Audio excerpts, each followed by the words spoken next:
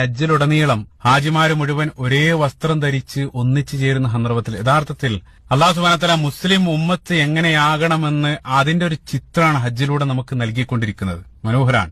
നമ്മുടെ വർണ്ണ, ദേശ, ഗോത്ര, ഭാഷ വൈവിധ്യങ്ങളെല്ലാം നമ്മൾ മാറ്റിവെച്ച്, അതേപോലെ തന്നെ നമ്മുടെ ഹൃദയത്തെ ബാധിക്കുന്ന അസൂയ, പക, വിഭാഗീയത, ശത്രുത, വിദ്വേഷം, വൈരാഗ്യം അതെല്ലാം നമ്മൾ മാറ്റിവെച്ച് നമ്മളൊരു ശരീരം പോലെ പരസ്പരം സഹോദരങ്ങളാണെന്ന് നമ്മൾ പോലും അറിയാതെ ഹജ്ജിൽ നമ്മൾ കാണിച്ചുകൊണ്ടിരിക്കുകയാണ്. ഹജ്ജിന് പോയ ആളുകൾക്കറിയാം അതിനിടയിലുള്ള പരസ്പര സഹകരണം. അപ്പൊ നമ്മൾ സ്വയം ക്ഷീണം പോലും വകവെക്കാതെ ഓരോ ആളുകളും അവരുടെ ഭക്ഷണവും ഇരിപ്പിടം എല്ലാം മറ്റുള്ള ആളുകൾക്ക് നൽകാൻ വേണ്ടി മത്സരിച്ചുകൊണ്ടിരിക്കുകയാണ്. ആരും ഒരാൾ അവിടെ വാശി പിടിക്കുന്നില്ല. പരിശുദ്ധ ഖുർആനിൽ സൂറത്തുൽ ഹശറിന്റെ 9-ാമത്തെ വചനത്തിൽ മുസ്ലിങ്ങൾക്ക് വേണ്ട ഒരു ഗുണം, പരസ്പരം വേണ്ട ഒരു ഗുണത്തെ സംബന്ധിച്ച് യുസിറൂന അലാ അൻഫുസിഹിം വലൗ കാന ബിഹിം ഖസാസ അല്ലാഹു സുബ്ഹാനഹു വ തആല പറയുന്നുണ്ട്.